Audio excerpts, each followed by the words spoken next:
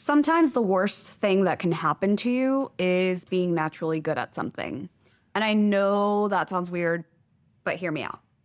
When I was growing up, I was always told that I was gifted and I was really good at this and I was naturally talented at like singing and drawing and things like that. And honestly, I didn't know it that at the time, but this might have slowed me down more than it helped because we romanticize the people who have natural talent. We celebrate the prodigies, the little geniuses, the people who just have it naturally. And it's one of the most harmful things that we do as a society. I've been one of those gifted people, and it truly messed me up because when things come easily, you don't learn how to struggle and you don't learn how to practice and you don't learn how to try hard. You expect progress to feel easy and magical, and when it doesn't, you stop. And I know that like in the world, there are a lot of previously gifted kids who grew up to be really anxious adults. And I think this might be part of the reason why. Because the people who start out not being good at something, they practice and they build momentum and they build grit and they build the ability to get through the frustration. But people who are naturally talented at something don't always learn that. And that's what we're talking about today, natural talent versus consistent practice, why talent might not matter as much as we think. If we haven't met yet, my name is Isabel, and on this channel, we talk all about embracing your weird in order to build a better brand, business, and life. So let's go.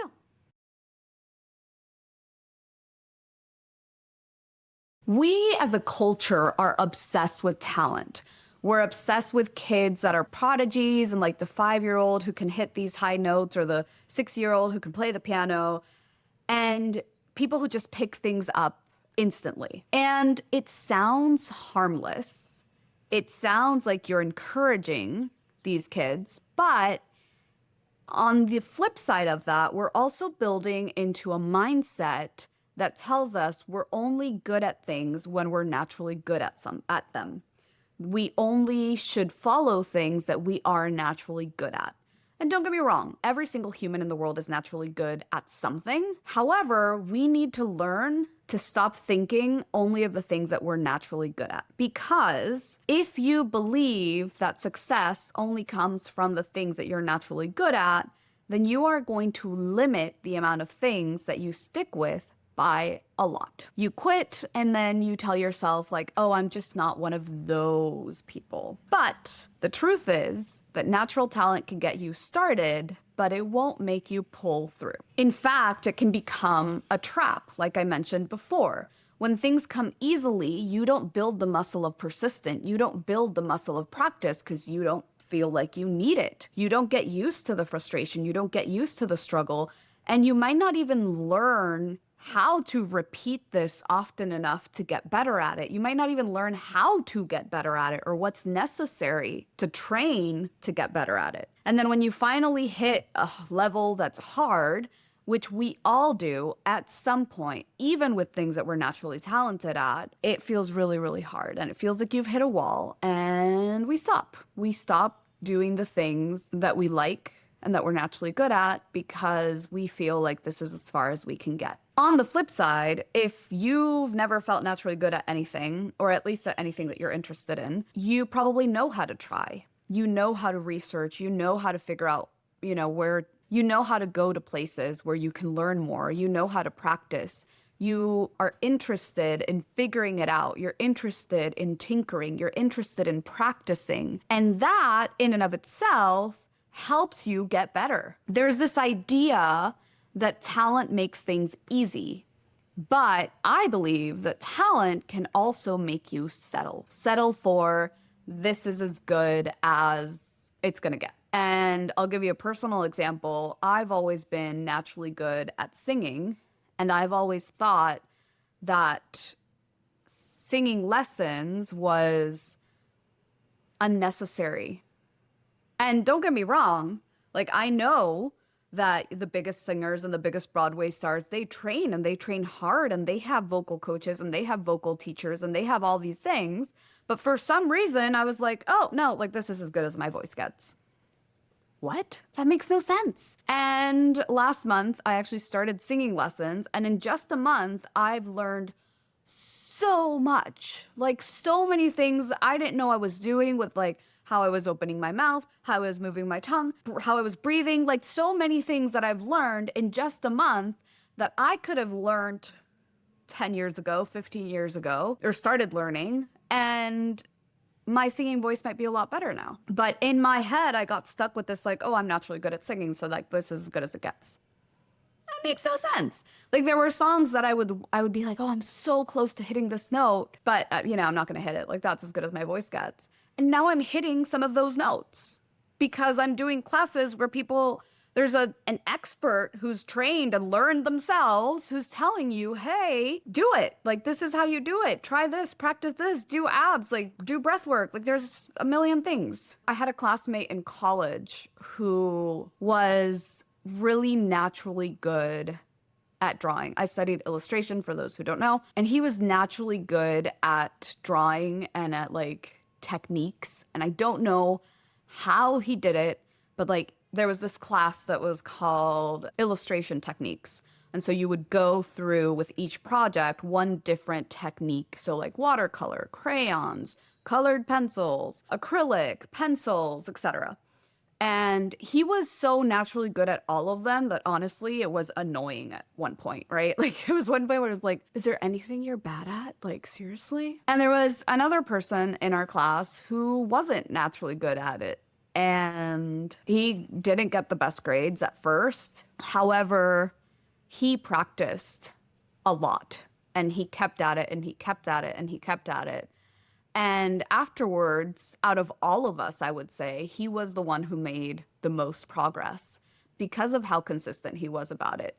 And then this guy who had all this magical natural talent started struggling with some things because while he had the natural talent to actually do a technique, he wasn't as good at the coming up with things from his head, right? Like he could look at it like this painting and then do it exactly, but he wasn't as good at the creation part. And so that's when he started struggling because we're not all good at the same things. And don't get me wrong, like this guy was amazing. Both of them were. But one of them had the natural talent, but not the consistent practice. And the other one had the consistent practice, even though he had no natural talent. And he was the one that improved the most out of all of us, at least in my opinion. So let's talk about the science for a sec. Our brains are super adaptable, right? That thing about like practicing for 10,000 hours, it's not about the hours. It's not about how many hours you actually practice. It's more about how when you practice something again and again and again, even if it's just 10 minutes a day, your brain starts creating new neural connections. And therefore, through this repetition, it starts becoming better because it literally starts making connections, new pathways in your brain that help you then get even better at this thing. That was a lot, but, and it was not very sciencey, but you know what I'm saying. Like, we're literally rewiring our brain through constant practice, whatever that practice is. And so, yes, some people might have a head start, but if you're practicing consistently and deliberately, then you're going to be able to create these neural pathways and these neural connections, whereas they're not using the neural connections that they naturally have. This is good news for everyone. Like, this is not a bashing of people who have a natural talent. It is more of a like, hey, heads up, if you were a gifted kid and you don't feel gifted anymore, this might be why. You were kind of lied to. I know I was. For the people who have the natural talent, but feel like they've recently hit a wall, this is good news. Hey, yes, you did hit a wall, but it might just be like a speed bump. It feels like a wall, but it might just be a speed bump. You've just not learned how to get through them. And now you know that you can get through them through deliberate practice. For the people who don't have natural talent at this thing they want to get better at and fall into the comparison game, you now know that you, through deliberate practice, can actually get ahead of the people who have this natural talent, even though it feels like they're ahead of you right now. And like, newsflash, this isn't about getting ahead out of anyone. This isn't about being better than anyone because all humans are valuable and all humans have the same value. This should be a comparison game against your past self and not against someone else. However, if you're comparing yourself to someone else, like you can get there, you can get to that level. But stop looking at their stuff and start actually sitting down and practicing. And then for the people who either don't try the things that they're not naturally good at, or for the people who are naturally talented at something and then, don't try at them because they're naturally good at something. Hi, this can get better. You can improve. It takes a little practice. We can all get better at anything if we try hard enough. Like, that is all it is. And try hard enough, I say with take it with a grain of salt. I don't mean burnout in order to get there. I don't mean work 18 hours a day. Try in a way that works for you, but know that there will be progress. Obviously, if you put in more hours, there will be more progress as long as you're taking care of yourself, blah, blah, blah, blah. You know what I'm saying. Be compassionate with yourself, but also try. Try it.